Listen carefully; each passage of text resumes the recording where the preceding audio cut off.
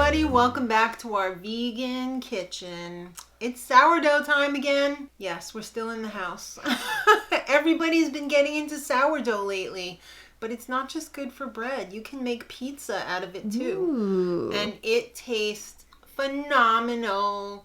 Because the great thing about sourdough is you let it ferment and ferment all day. And then at night when you're ready to make your pizza dough, it has so much flavor. That's where it gets the flavor from fermenting. It's like kombucha. It tastes good before, but boy, when you let it ferment and you get those bubbles and everything, it tastes so much better. Same thing with like beer or whatever you ferment, sauerkraut. So it's very simple to do. I'm also going to show you what to do if you don't have your starter ready yet. You can use yeast. It's going to be okay. But the sourdough is going to give it so much flavor, you're never going to want to go back to using yeast again. So the way we get started is it's about noon right now. We're going to be eating like 8 o'clock tonight. So we need a good 8 hours to really develop that flavor. However, you could do it and it'll still be good, but like the ultimate will be like 8 hours. You probably need about 3 hours.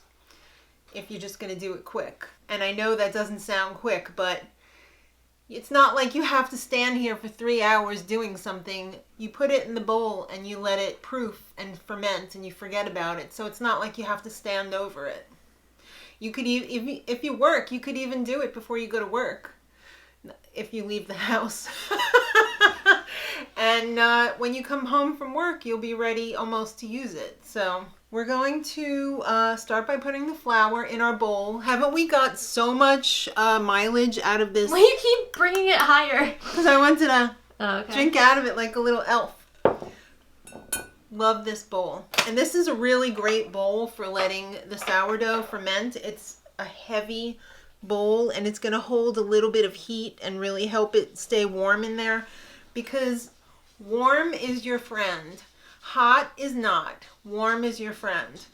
Also, the thing about making bread, where it's so different than baking, like a cake. That dog is always drinking. Louie! When you make a cake, you don't want to overwork your flour because it's going to be tough. When you make bread, you want to work it to death because that's what's going to give you that beautiful chewy crust and the chewy interior with the long strands of gluten. So we're going to start in our bowl. We're going to put about 4 cups of flour. This recipe, very forgiving because we're going to do this by feel. We're not really going to measure much. How many crusts is this for, by the way? This is for 2 13-inch semi-thin crusts, not too thin. So if you're doing this with yeast, I would put 4.5 to 4 3/4 cups of flour because some of the flour is going to be taken up by our starter. So the yeast is like this big, the starter is like, a lot bigger. So this is going to need some flavor because if you don't flavor this, it's going to be like a communion wafer from church. Not very flavorful. I have been using a teaspoon of Himalayan sea salt. However, if you like it a little bit saltier, add a little more salt. If you want it salt-free, if you think like, oh, well, I'm going to have toppings and everything on there, don't put any salt. But it helps if you at least put a half a teaspoon. We got another drink. They are tag-teaming us with the drinking right now. Keep your salt away from your yeast and your sourdough because salt is a killer. Salt kills things and it's going to kill your yeast and sourdough if it comes directly in contact. So just put the salt on one side of the bowl and put the yeast on the other. Alright, so here is a beautiful sourdough starter I pulled out of the refrigerator. And you can see it's alive. It's got the bubbles in there. It's not full volume because it's cold. If I would have let this sit out and come up to room temperature, it would grow. But it's not necessary right now because when I put it in with the flour, it's going to start to feed and grow and everything again. So you don't really have to let it come up to room temperature. So I am going to put most of this Again, you don't really have to measure this. You can just do this by eye. I'm going to put most of this and try and leave about a half a cup left in my jar so I can regenerate and make some more starter because I'm going to be baking bread tomorrow. So that's probably about half a cup. It smells deliciously sour right now. After I get this together, I'm going to feed this and pop it back in the fridge so it'll be ready for tomorrow. See how stringy it is? Mm-hmm. That's the gluten in there. It's lovely. Alright, so we have our sourdough in here, sourdough starter. We're going to take this over to the mixer. You can do this by hand, but why torture yourself? If you've got a stand mixer, do it in the stand mixer. You'll thank your... Maybe you want to work out, but you're going to have to work it out for like 5 to 10 minutes. So we're going to take this over. Alright, so we're going to do this by eye. Not really going to measure. If you're not experienced with this, I would suggest starting off with a cup of room temperature water and then add tablespoons of water from there. So I'm going to pour in what I think is like a cup. And this is going to be loud, sorry. Gotta turn this on. I'm going to get this started.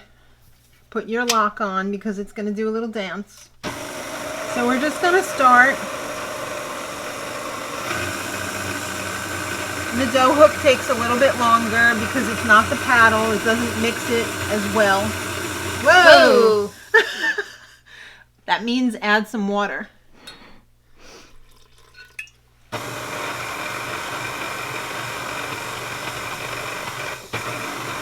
Alright, you can see in there now. It's quite dry still.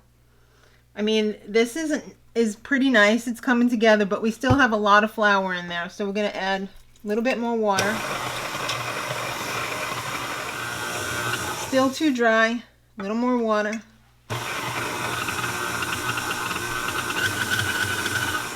Still dry. You don't want it too tight.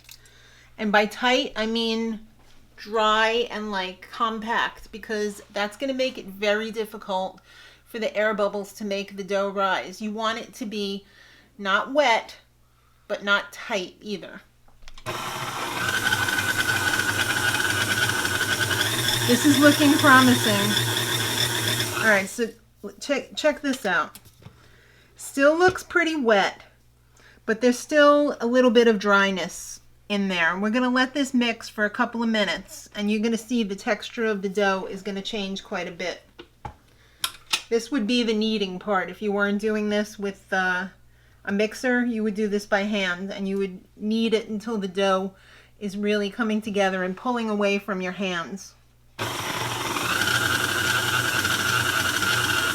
Alright, so you can see this dough has been going for probably about 3 minutes, 4 or 5 minutes. It's too wet, obviously. But look at those long strands of the gluten in there that is really, see, as it separates, that's perfectly kneaded, but it's just a little bit too wet. So we're just going to add, that's probably about 2 tablespoons of flour. We're just going to work it in a little bit more. You want the dough to pull away from the sides of the bowl cleanly, but you don't want it to be like all stuck on the rod in the middle, the hook. It's good to adjust the dough now, because if you don't do anything now, it's going to be very difficult to work with later. So you want to get the exact right texture. It's a learning curve.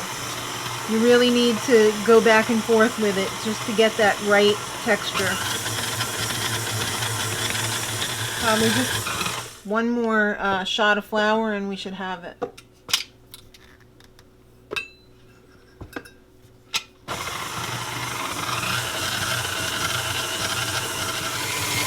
Alright, now you see it's really pulling away from the sides. Alright, so you can see the sides are pretty clean. Still wet, but not like ridiculously sticky. So what I like to do at this point is I take a rubber spatula. I'll scrape this off the hook.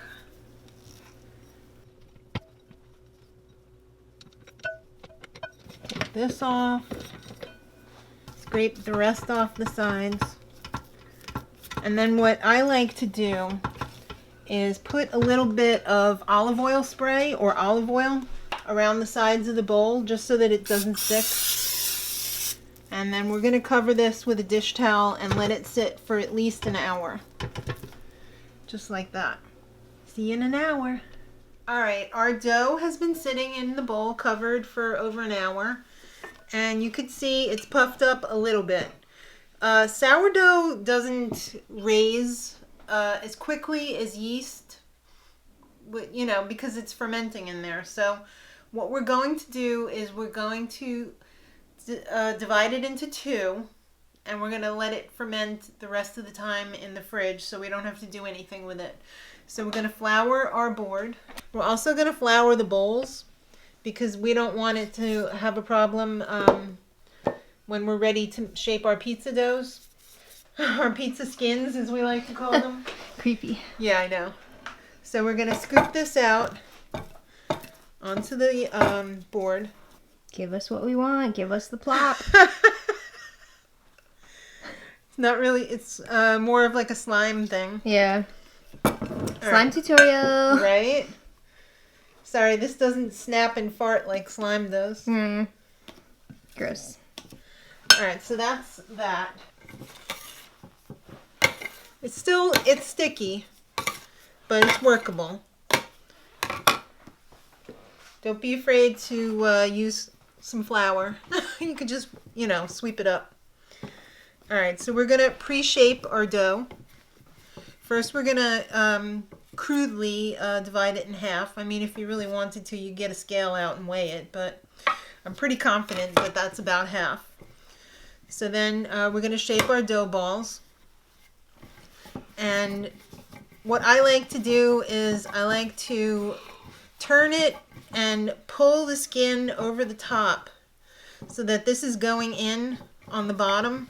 And my dog is not drinking, but he is barking. That's Lucy. She's barking. And then I just kind of keep tucking until I get a nice smooth skin on the top. Tight tuck. Tight tuck. No meaty tucks here. It's pretty good. We're going to put that in the bowl. We're going to cover that with some saran wrap. And we're going to pop that in the fridge, and basically it's going to stay in there until we're ready to shape our dough. We're going to take it out probably about a half an hour beforehand just to bring it a little bit closer to room temperature so that it's easier to work with. A warm dough is always easier to work with than a cold dough. What would you say the minimum time is that it needs to sit in the fridge? Honestly, if you didn't want it to ferment anymore and you weren't looking for like that sourdough flavor, you could do it just now. It's ready to go right now. You could make pizza with it, but you want that sourdough flavor to develop. So I would say I would leave it a good 4 hours at minimum. And I forgot to tell you guys before, the amount of yeast that you would use if you were using yeast instead of sourdough starter is 1 packet of the active dry yeast or 2 teaspoons, or about 2.5 teaspoons. So I'm going to get these into the fridge, and we'll check back when it's time to make pizza. Alright, I just took these beautiful pillows of delight out of the fridge. They've been sitting out for about 15 minutes now. So we're going to stretch them out on our parchment paper. But a pizza is round and parchment paper is not. So what do? You cut your parchment paper roughly to size, and then you fold it in half, and you fold it in half, and then on this radius here, you fold it in thirds and cut across, and you have roundish. I mean, it doesn't have to be exact, right? So that's going to fit our pizza pan with a little bit extra for pulling, because what usually happens is We put it on here, and then I use this like a peel, and I just put it on the pizza stone like that. Mm-hmm. So I like to have a little bit extra hanging off the edges, and if anything drips too, I don't want it on the oven floor. So we're gonna unbowl these. You're gonna want to put a lot of flour here because it's a wet dough. And you could always brush it off if it's too much anyway. So, oh, so beautiful. Hopefully this will come out easily. It's being a little bit of a bee, so I'm just gonna it's being a grab little my difficult. spatula. Yeah, just gonna go around the outside. You could also oil these dishes. I guess all my flour went to the bottom, and the stuff on the sides is a little bit sticky. It's not the end of the world, though, you know? Mm-hmm. Could have been worse. All right. There we go. Not bad. All right, so like I said, it's sticky, so you want to get some flour on the outside of your dough so that it doesn't stick to your hands or the parchment paper. You roughly want to start pressing it out like this, stretching as you're pressing, just to get your general circle. We're almost there. This is a pretty nice dough. You want to leave a little bit of lip around the edge, you know, for the holding of the pizza. That's pretty perfect. I didn't even really have to let the weight do the work. So there you go. Wow. We're gonna slide this one on here and do the next one. Little bit of overhang, that's okay. If you want to roll your crust up like that so that you have that, you know, that's fine too. Something a little different. Yeah. So I'm gonna roll the other one out, and we're gonna let this sit for about 20 minutes, 15 to 20 minutes, so that it can rise a little bit, come to room temperature, because when that hits the oven, it's gonna puff up. That's why they tell you with the DiGiorno, like get the oven super hot and then you put it in there, because that's what's gonna make it puff up. So let this sit, and then we'll throw the toppings on here. All right, it's had a little chance to rest. Now we're gonna put our toppings on, and we're just gonna go old school. We're gonna have some marinara sauce. We're gonna use some Daya provolone slices crumbled up on the top, and we're also going to use some eggplant.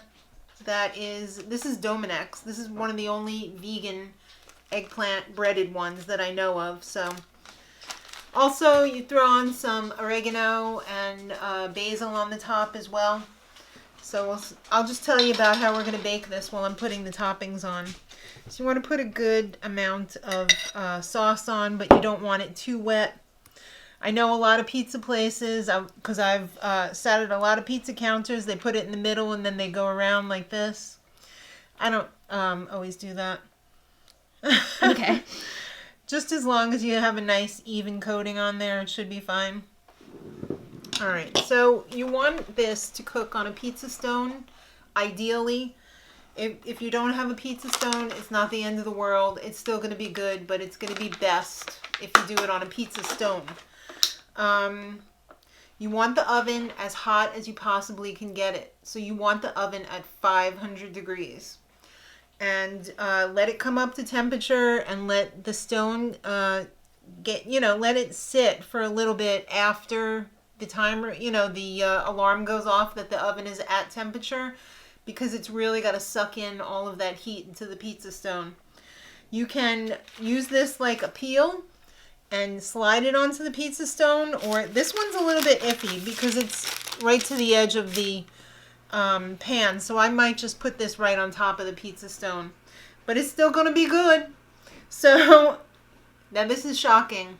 You are only going to cook this for about 10 to 12 minutes. 10 might even be too much depending on your oven. So when you hit about 8 minutes and this is in the oven, don't open the door, put your light on and watch it from outside, and you'll see when the top is getting bubbly, you know it's ready. When the crust around the outside gets browned, but not too browned, you know it's time to pull that bad boy out of the oven and let it settle, of course, and then you'll be ready to cut it. So I'm going to finish topping my pizzas. I'm also going to do one vegetarian pie with eggplant on it because my husband and my son are not vegan. So they're having a regular pie. This one's for us. Yes, it is. All right. I love the black paper around the pizza. Yeah, it's fun. This looks lovely. All right. So this is still quite warm. I just cut it up. It came out about 5 minutes ago. Oh, it is hot. It's hot. It's hot. It's hot. We're having it with some Brussels sprouts and roast carrots. I just had a carrot. It was really good. Oh, thank you. Oh, it's burning my fingers. I'll put that over there. Mm.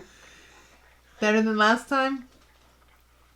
I mean, last time was really good too. I feel like this is just as good, if not This is kind of better. a crispier one. Last time was a chewier one. No, last time was a little more doughy. Right. This is how it's the really good. I love that. non-vegan one came out, the vegetarian one. I love that, like, sourdough You can taste twang. it, right? Yeah. Yeah. That's really nice. But not, like, overpowering. No. All right, well. Delicious. I need to select another slice. Yes. There you have it. I hope you guys give it a try because it was super simple. Mm-hmm. You could even make it the night before and leave it in the fridge. Yeah, you could. And then, do it up until fridge time and then just pull it out for dinner and it's ready to go. Amazing. So guys, let us know if you try it. And, Picking all the extras. yeah. Let us know. Whoa! Subscribe for more. We've got a live stream coming up this Friday. Haven't decided what we're making yet, but... We'll find out. Exactly. So, until next time. Much love.